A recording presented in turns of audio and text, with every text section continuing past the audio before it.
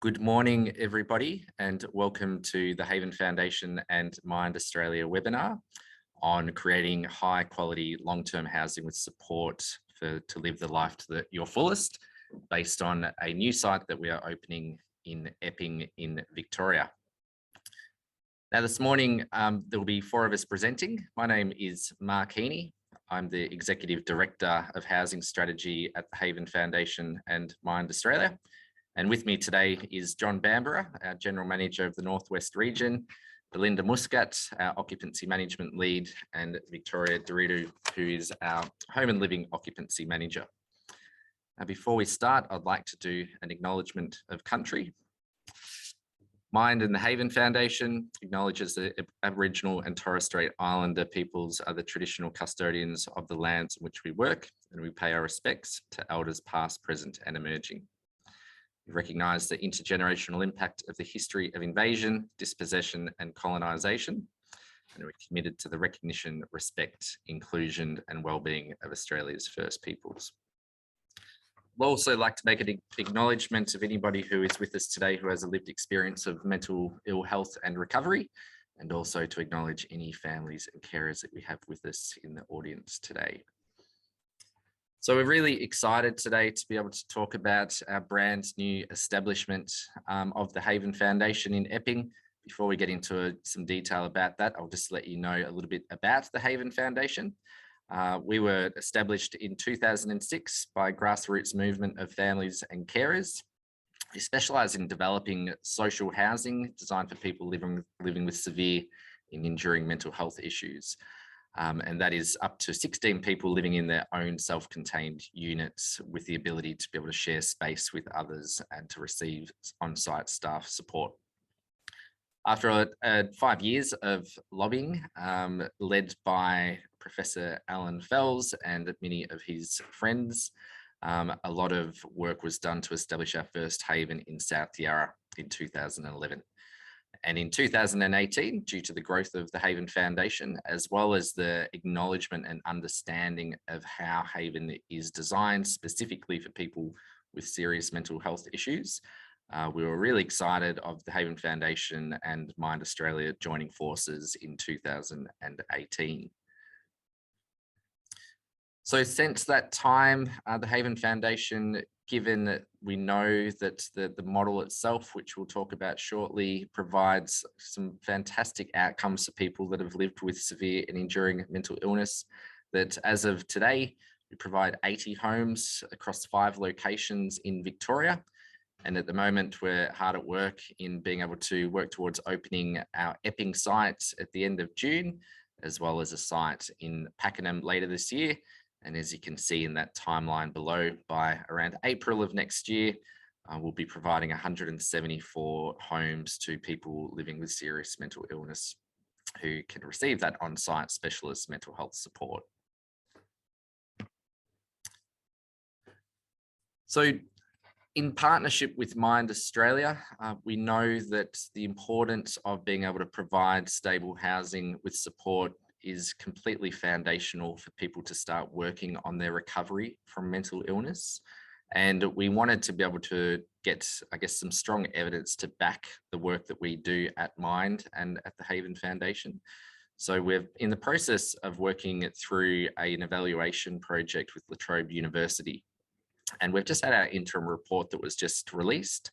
And we know that for people who are living with significant mental illness, once they do live within a haven for a period of time, there is significant changes, positive changes within their life and their well-being, which is strongly attributed to their experience of having access to that stable housing and that access to our strong support as well that we provide on site. My colleague John will speak more about our support model shortly. But at Mind, we use our My Better Life tool, which is an evidence-based model, which aligns to the social model of health. And part of the support that we provide people who live within a haven is particularly around their activities of daily living and building skills. And that support, which we'll talk about more shortly, is all funded through the NDIS. So today we're here really excited to talk about the site that's being opened in Epping, very much encourage people to be able to go and drive by it. It's I went there just recently. It's in a really fantastic location just off Findon Road in Epping. There's buses that go to South Morang Station from there, as well as to Epping Plaza as well. We know that that's a significant growth area across Melbourne as well. And we're really looking forward to working with the community, as well as the work that we've currently done with Melbourne Health, who are a key partner in our referral process into the Haven as well. We're also working towards supporting people to be able to do tours of the site in the not too distant future as it comes closer to the building being complete. So the Haven itself, it is 16 one-bedroom, fully self-contained units. They all have a main bedroom with a bathroom, kitchen, dining area, European laundry, lounge room, and importantly, private outdoor areas as well. What makes the model really unique is people have an opportunity to live on their own within their own private space, but also when they choose to, and if they want to, there's great opportunity for social inclusion, as well as people being able to access that 24/7 support that we have on site as well. So that is funded through the NDIS, and staff there on site to ensure that people are feeling safe and can respond to need when necessary as well. We have quite significant community outdoor areas as well, and work very closely with landscape gardeners in the process of actually designing the homes as well. One of the other aspects that makes Haven quite special is that we have very specific design standards, which is informed by lived experience as well, where people who are currently living within a Haven and families and carers have informed on the continual quality improvement of what that living space looks like. Now, the inclusion criteria to live within a Haven, understandably, because we are a specialist mental health organisation and specialist community housing provider, people who we support have a psychosocial disability, people over the 18 years old and over, and NDIS is our sole funding source for that support as well. So we work very closely with the NDIA and with support coordinators in being able to understand what that support somebody requires to be able to live as independently as possible. But typically people will want to choose to be able to pool their dollars together with other people that they live with to be able to get access to that 24/7 support. And in all cases that people, I guess, talk to us about is that they see that to be of significant value for money, because people are being able to get the most out of their NDIS dollars by actually sharing that support with others that they live close by to. The other inclusion criteria, because you are living within a community, is that it's important that we can promote and maintain a harmonious living environment. That said, we recognise that people with a psychosocial disability live with high levels of complexity within their life, hence why we do have a workforce that can support people with those areas as well. But our intake and assessment process that Belinda and Victor will talk to afterwards will go through that as well. And also, because we are a community housing provider and funded through Homes Victoria, people do need to be on the Victorian Housing Register or eligible for the Victorian Housing Register that we can support people with as well. And as mentioned earlier, we were born out of, I guess, a movement from families and carers really recognising the significant need for housing with on-site mental health support. So we really value that contribution of families and carers within the support model, as well as being able to participate in the actual model itself and on site as well. That doesn't mean that people coming into the Haven need to have strong family and carer supports in place, but we often see that people have that as a goal, and it's something that we can absolutely support people in being able to achieve, in being able to reconnect with family once they do move into a Haven. I'll now pass over to John Bamborough, who will now talk us through Minds Australia. Thank you, Mark. Good morning, everybody. It's great to be here. So who are we? Mind Australia. We were established in 1977. So we've got many years of experience and expertise in the mental health space. We provide services and support to approximately 11,000 clients each year. We currently have a revenue of approximately $111 million each year, and we have about 1,100 staff. About 800 of them are full-time, and that's including allied health and CMHP, community mental health practitioner staff. 95% of our clients report feeling safe in Mind services, which is a statistic we're very proud of, because we know safety and security for people with enduring experiences of mental ill health is very important. 52% of our workforce have a lived experience, and we also take great pride in partnerships, and we have very healthy partnerships with PHNs, NDIA, health service providers, and health insurers, as well as many others, of course. We also have 10% of designated lived experience roles within Mind, again, something where we have a long and proud history of. Some data just for you to have a look over, but while you are just absorbing some of that, I will just take the opportunity to talk a little bit about my own portfolio in the Northwest region. So I have operational responsibility for services in the Northern Health Catchment and the Northwest area mental health catchment, and Mind have had a strong footprint and presence in those communities for a very long time. At the moment, in the Northern Health Catchment, we have the Early Intervention Psychosocial Support and Response Service, or IPSA, as it's commonly known as, and they co-locate in the Hotham Street and South Morang clinics and provide outreach to support to a number of different consumers who have fallen through the gaps in terms of access to NDIA. And we also have a residential service in Preston, Hotham Street, which has 12 beds, and that's 24-hour support funded by participants' NDIA packages. In the Northwest, we also have an IPSA service, and also IPSA with Origin in that region as well. And there's co-location at Coburg and the Hume Clinic, which is fantastic. We also have a Brunswick West residential service. I've had that for a very long time. That's 15 beds. Recently amalgamated the Chiron residential service.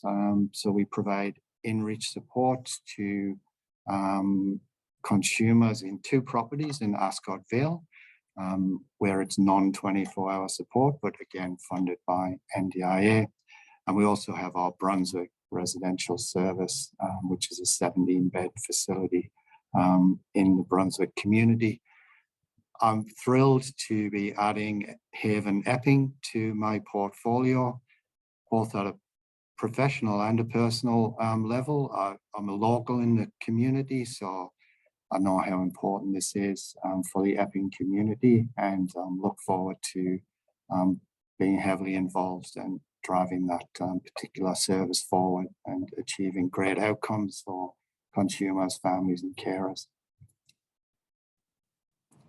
Our recovery-oriented practice.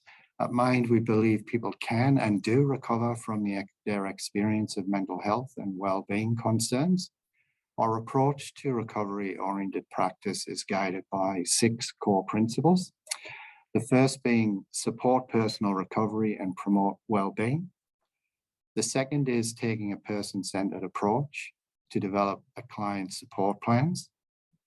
As Mark alluded to a little earlier, we use My Better Health planning tool to achieve that, and a My Physical Health planning tool.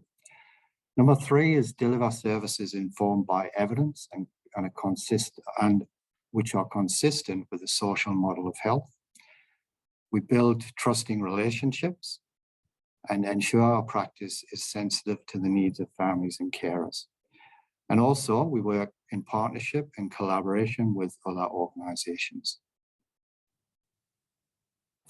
Our workforce, 24/7 support on site with qualified and skilled staff will occur at Haven Epping.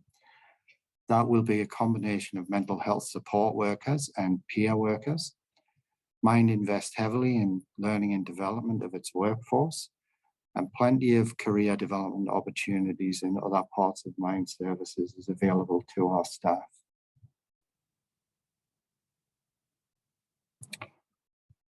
I'll now hand over to Victor, who will discuss current home and living offerings.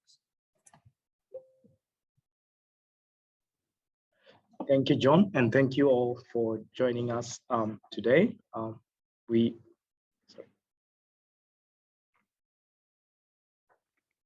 Apologies, we just had some technical issues. Thank you, John, and thank you all for joining us today. We do appreciate you taking time on a Friday.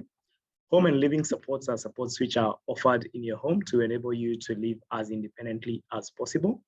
We have 225 NDS participants receiving this type of support across South Australia, Victoria, and Queensland.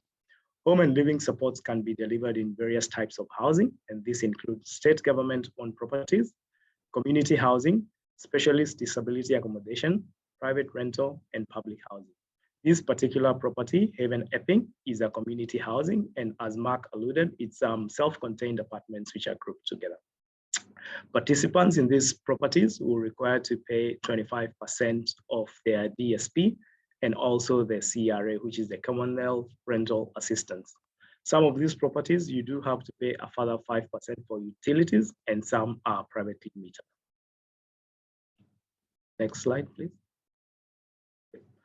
The pathway to home and living includes a committed team will work with the participants every step of the way to learn and understand what type of level of support is going to be meaningful and helpful for them.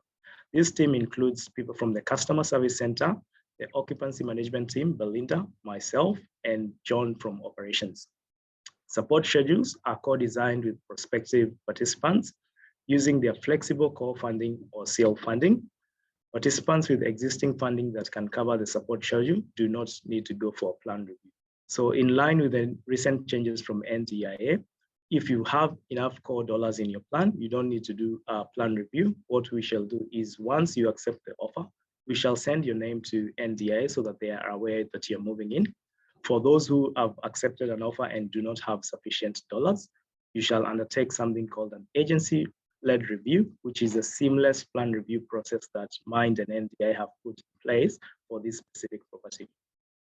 We will work in partnership with families and carers and other key people in the resident's life.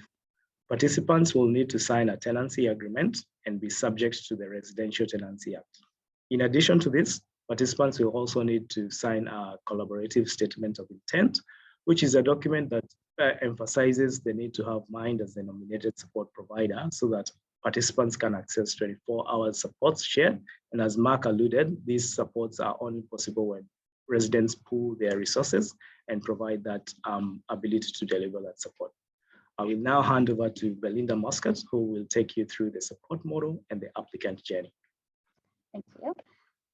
So the supports provided in this property will include 24/7 staffing with a sleepover model overnight. The focus is mainly on the in-home supports, and the supports are individualized to each person's individual needs. Residents in this property may choose to have help with things like decision-making, daily planning and budgeting, building skills for shopping and cooking for healthy eating, written communication and filling in forms, learning to maintain a household, developing and maintaining connections with family and friends, getting ready for the day, and other personal care tasks. Slide. So this is a bit of a breakdown of our applicant journey. The first step in that journey is usually an expression of interest, and first contact may be made with myself, the occupancy management lead, or our customer service center, which is Mind Connect, who also take inquiries. At this point, we would talk about what this property involves, what the eligibility criteria is, and answer any questions that the referrer, applicant, or their family have. We would then send them our online link to the application form, which we will also put in the chat here so you can access it. Once this is completed and submitted along with supporting documents, we would then go through the process of assessing that application in our panel meetings.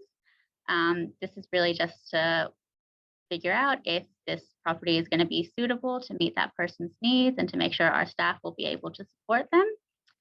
After the panel, there may be some more information that we need to get from the applicant, their referrer, or their family. We would also organize a site tour for them to be able to view the property to make sure it's what they expected and that it's going to meet their needs. We can also do site tours before people do an application. This can be a little bit tricky when a property is still under construction, but luckily we have a very similar property to the Haven Epping one in Laverton. So we are able to show that to people as well. After the panel, we would also be wanting to confirm whether people are registered on the Victorian Housing Register. If they are not, we would then need them to do the application to get registered.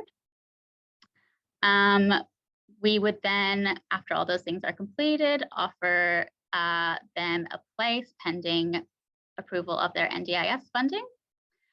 We would then, as Victor explained, work with the NDIA to ensure that the person, if they don't already, has enough funding in their NDIS plan to be able to move in and pay for those supports. Once that funding is approved by the NDIS, we would then make a transition plan with the applicant and their family. We would also have them sign a tenancy agreement and a service agreement before moving in, and then they would be handed over to the operations staff to support them to move in and make that transition.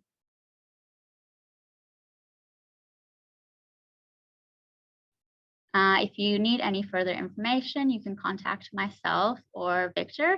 I am going to be on leave for the next 2 weeks, but Victor will be available to answer any of your questions during that time, and I'll be back after Easter. I will now pass back to Mark. Thanks so much, Belinda, and thank you to Victor and John as well. I have just put within the chat function that if you do have any questions, to please put them into the chat, as unfortunately we do not have microphone access for audience members. I think just to, whilst people are thinking about that, probably just to conclude, we recognise there is such a significant undersupply of appropriate housing and support solutions for people with a mental illness, particularly within metropolitan Melbourne. So we really encourage you, if you are a support coordinator, family or carer, to not hesitate, and please do reach out to Victor and Belinda when she gets back from her lovely 2 weeks of leave. And then we can certainly work towards understanding if the site is going to be suitable, and start assessing needs as well, because as you can imagine, we have had a lot of interest within this site, and we are continuing to, I guess, want to try to prioritise people based on the level of need that they have. Now we just have a question from Simone, which mentions, will the new properties look like Laverton or Marupna? So Simone, I guess that you have seen one or both of those sites. So because we do, a couple of months ago, we did open a site in Marupna, which is just in the greater Shepparton area in Yorta Yorta country. And the site is on fairly large grounds because it is on a fairly large block. So that is quite different. So it will be more like Laverton. So what that looks like, to be able to explain it as best as I can, it's on a block of land which is around 2,000 square meters. There is units downstairs, as well as 2 disability accessible units, as well as some 1-bedroom units on the 2nd level as well. So also part of that assessment process is we do very much look at accessibility requirements that people may have, and ensure that people that may have support needs with their physical mobility, we ensure that they can actually be accommodated on the ground floor as well.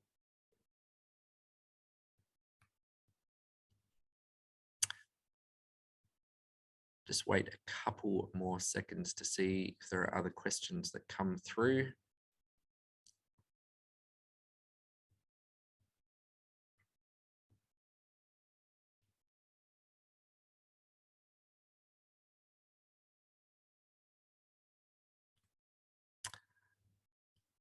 Looks like we have a very, oh, here we go.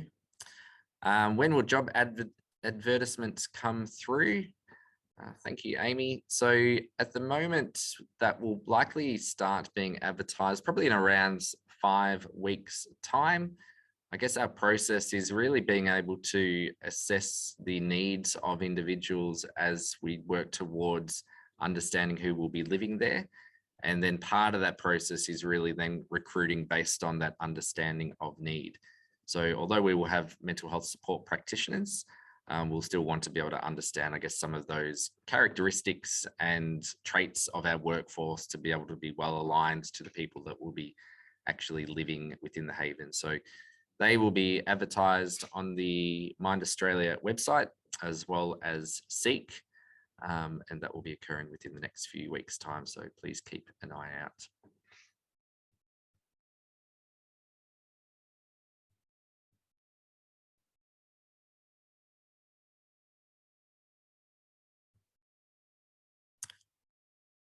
Somebody has asked, what's the difference between Haven and SILS? So SILS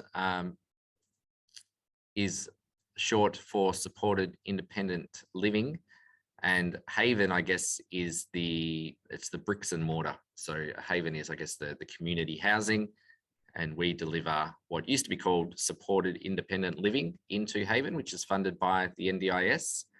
But at the moment, we now use flexible core supports within somebody's plan. Although if somebody is funded supported independent living, we'll certainly utilize that to actually provide that support as well. Thanks, Emilio. We live in a world of acronyms within the NDIS.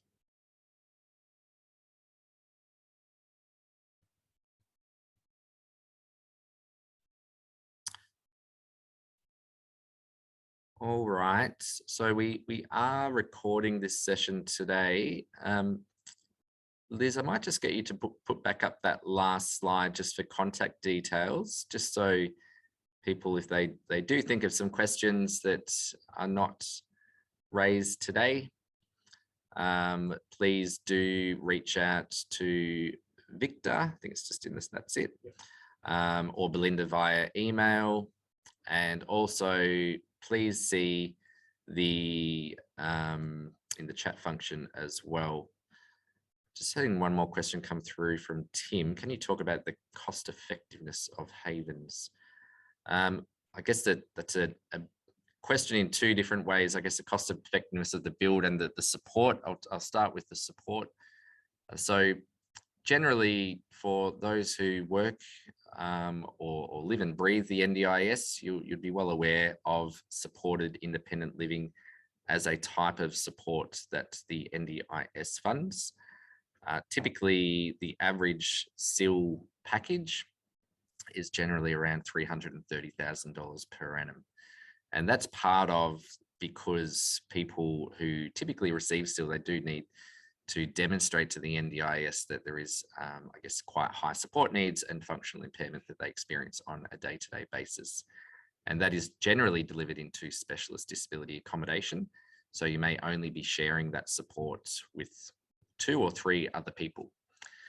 With the Havens, the annual dollar amount to actually provide funding towards the 24/7 staff that Mind Australia provides is less than $100,000 per year. And that is largely because of the scale of that being shared across other residents. And because we support up to 16 individuals, you can understand that if you are sharing the cost of a worker, particularly overnight, with 15 other people, that's going to be much more cost effective. But during the day, the costs, I guess, for that support can become extremely varied based on what the individual support needs you have as well. I think an important part that sort of, and thanks Tim for that question, because it's, I guess, triggered something else that I thought is really important to mention, is that we really encourage people to maintain their other supports that they have within their life within NDIS. So support coordination and community participation. We recognise the therapeutic and relational nature of workers with NDIS participants, and really want to continue to harness and nurture that as well. But as Victor mentioned, to ensure that people can effectively access that 24/7 support, being able to pool your dollars together actually adds to the efficiency and the effectiveness of that as well. And the feedback we generally receive from residents is that they're really thrilled because they have other dollars that they can use on other supports whilst getting access to that continuity of support, which people recognise is a very important part to keep people safe and well within the community. Thanks, Tim. Now, I took quite a while to answer that question, purposely to see if any more questions would come into the chat, which they haven't. So I might wrap us up there and want to thank my colleagues, John, Victor, and Belinda for being with me today. And please do reach out to Victor and Belinda, and we look forward to seeing you at a tour or at a future webinar by Mind Australia. Thanks so much for your day. Have a great day. See you later.